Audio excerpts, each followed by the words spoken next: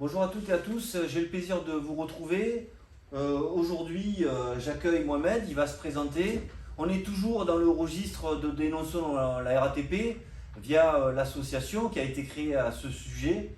Donc Mohamed va nous expliquer, après s'être présenté, ce qui lui est arrivé au sein de l'entreprise durant sa carrière. Mohamed. Bonjour, merci de votre accueil. Alors, je me prénomme Mohamed, j'étais rattaché au centre bus de Vitry-sur-Seine. Je suis rentré à la régie en début 2011 et j'ai été révoqué fin 2019. Ça faisait pas loin de 9 ans que j'étais à la régie. Donc ce que tu m'as expliqué avant qu'on prépare l'interview, c'est durant ta carrière, tu n'as pas eu de soucis, tu étais un agent machiniste, receveur normal, tu C'est ça. faisais ton boulot normalement, et tes ennuis ont commencé le jour où tu as eu un accident de la circulation, un accident de trajet.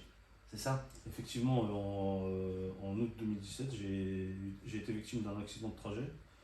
J'ai été fauché par une voiture alors que je m'apprêtais j'étais sur la route pour aller au travail en moto. Suite à ça, j'ai été transporté à l'hôpital et aujourd'hui, j'ai pratiquement perdu l'usage de ma cheville et je suis reconnu handicapé. Donc ton accident de trajet, pour que tout le monde comprenne bien, a été reconnu. Il se trouve que comme beaucoup de salariés au sein même de l'entreprise, de la RATP, il y a la CCAS qui entre en jeu dans ce cadre-là, donc dans le cadre de maladie ou d'accident, et qu'elle ne lâche pas les agents, parce que son objectif, elle, c'est pas de s'assurer qu'ils vont reprendre dans les meilleures conditions, c'est de rendre service à la RATP, à l'employeur, parce qu'en fait CCAS, RATP, tout ça c'est la même chose, pour que les salariés reprennent le plus vite. Et en l'occurrence, c'est ce qui t'est arrivé en fait. C'est ça, en fait, j'ai été harcelé constamment par la CCS entre les différentes convocations et les différents contrôles qui se présentaient à mon domicile, des fois qui sonnaient, des fois qui sonnaient pas. Sachant pertinemment que je ne pouvais pas bouger dans mon état. Il y a eu même un médecin qui est venu contrôler et voir en fait l'état de mes boîtes de médicaments, si je consommais vraiment mes médicaments, et voir l'état de ma jambe. Et à ce moment-là, il m'a indiqué en fait sur la feuille que effectivement que mon arrêt était vraiment justifié et qu'il ne comprenait pas pourquoi on faisait un tel acharnement à mon sujet en fait. Enfin, toujours est-il, il a mentionné que ton arrêt était justifié. Effectivement. D'accord. Qu'est-ce qui s'est passé par la suite? La CCAS, toujours. La CCAS toujours m'a convoqué en 2019 pour me dire qu'il fallait mettre un terme à mon AT, alors que j'étais toujours en convalescence et en soins et en rééducation, et qu'il fallait absolument que je reprenne le travail. J'ai répondu en disant mais c'est pas possible, je ne peux pas reprendre pleinement mon travail dans mon état. Ils m'ont dit faudrait au moins que j'essaye pour montrer de la bonne volonté euh, en essayant au moins un mi-temps thérapeutique, c'est-à-dire travailler, conduire un jour sur deux et le reste du temps aller faire de l'affichage ou du comptage dans des arrêts de bus. Et ils m'ont obligé à le faire étant donné que si je ne le faisais pas, ils m'avaient indiqué que ils allaient mettre fin à mon accident de travail et le reconduire en maladie. Et ils m'ont dit en fait que je perdais entre 30 et 40% de mon salaire. Donc en fait, excuse-moi, je te coupe, hein, c'est important qu'on comprenne bien. Donc on a toujours ce fameux chantage exercé par les représentants de la CCAS qui mettent la pression sur les victimes en leur disant de toute façon c'est nous qui détenons le pouvoir, donc tu vas reprendre, ta santé on s'en fiche bien pas mal. Ce C'est qui ça. nous intéresse c'est que tu ailles produire du kilomètre en fait. C'est comme ça qu'il faut traduire les choses et ils sont payés pour ça. Donc quand vous y allez, préparez-vous à entendre cette douce musique, ce chantage et cette pression. Et tout ça, c'est organisé par la RATP. On ne fait pas de distinguo entre la CCAS et la RATP. Arrêtez de rêver. C'est une spécificité à la RATP. La CCAS est un service de la RATP. Et donc, est au service de la RATP. Docteur de Rouver en fait ce jour-là m'a ausculté en deux temps trois mouvements, ça a été très expéditif. Et elle m'a dit non, non, ça va très très bien, vous allez reprendre. et vous signez là, etc. Du coup, j'ai signé, j'avais pas le choix. C'était soit je signe, soit je voyais mon salaire dans une divisé pratiquement situation par deux. financière difficile. C'est ça. Et du coup, ben, j'ai essayé de reprendre. Ça a duré un laps de temps, mais malheureusement, ma cheville n'a pas supporté. Et ça allait pas du tout. J'ai par la suite appelé mon médecin. Ça a duré à peu près une dizaine de jours, hein.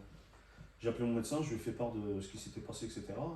Il s'est empressé de me dire qu'il fallait que je vienne de toute urgence à son cabinet, sans rendez-vous, sans rien. J'y suis allé, il a vu l'état de ma cheville, il m'a fait une rechute tout de suite. Parce qu'en fait, tu m'as dit, ta cheville avait littéralement doublé, Elle a triplé de pratiquement volume. doublé de volume. Ouais. D'accord. Et donc en fait, pour qu'on comprenne bien, tu as alterné donc, dans la période de mi-temps, donc une courte période, conduite et affichage ou autre, ou comptage, c'est ce que tu m'as expliqué. Et tout ça, c'était en position debout, malgré des conditions de reprise. Bah, en fait, pour l'affichage, fallait que quand un bus il vient à l'arrêt de bus, pendant qu'il fait monter et descendre les voyageurs, fallait que moi j'aille dans les panneaux publicitaires, décrocher l'ancienne publicité, que je mette une publicité dans le panneau, j'aille dans le fond du bus parce qu'il y a un deuxième panneau, et parfois il y en avait trois. Donc c'est soit deux, Donc soit en fait, trois. tu devais t'activer, courir. Je devais le faire vite en fait, et pour pas faire perdre de temps et au machiniste qui est en train de conduire les voyageurs, et d'autant plus pour pas pénaliser les voyageurs qui sont là, qui ont envie, c'est soit d'aller au boulot, soit de rentrer chez eux. Donc ça t'a valu ça donc, de revoir le médecin. C'est arrêté au vu de l'état de ta cheville. C'est ça. Et dans la foulée, la RATP, parce qu'à toi, elle t'a fait le classique, hein, c'est-à-dire longue période d'arrêt, reprise obligatoire, plus après ce que tu vas nous expliquer, la BSP, le traditionnel classique. Là, BSP. c'est ce qui s'est passé par la suite. En fait, ils m'ont envoyé, j'ai envoyé moi ma rechute. Et le 29 du mois, ils m'ont convoqué pour me dire, en me disant, tu as grillé il y a quelqu'un qui t'a vu tel jour, tu as grillé un feu rouge. Je m'explique pas là-dessus parce que ça, il me parle d'un délai d'un mois en fait où j'ai grillé un feu rouge. Donc je me suis présenté à mon RH et il m'a dit en fait t'as grillé un feu rouge et là tu vas passer au conseil de discipline. Et voilà ce qui s'est passé après. Donc en fait la suite c'est ta révocation dans des conditions. Il a fallu attendre, mais entre temps en fait ça s'est passé en fait juste après que j'ai déposé ma rechute. Qui a été contesté d'ailleurs, faut le dire. La CCAS a refusé ma rechute et elle disait en fait que ma rechute n'est pas en lien avec mon AT de 2019. Chose qui est complètement absurde en fait, c'est la même cheville qui me... Au même endroit, avec le endroit, même médecin qui lui... Effectivement. Et ça, quand j'ai été convoqué, j'ai fait part à mon RH que j'étais sur le point d'être reconnu handicapé à cause de ma cheville. L'accident. Je le suis aujourd'hui, mais c'est là que toute la machine en fait s'est mise en route très très vite. Là, oui, tu as grillé un feu rouge, tu passes au tapis vert, j'y suis allé. Oui, mais on me reproche, le jour du conseil de discipline, c'est notifié, hein, noir sur blanc, en fait on me reproche surtout ma productivité dans le cadre de ma présence au sein de l'entreprise. Et ça, tu m'as dit qu'il y a un témoin qui pourra l'attester. Et dans ce cadre-là, nous voilà ce qu'on signale encore une fois.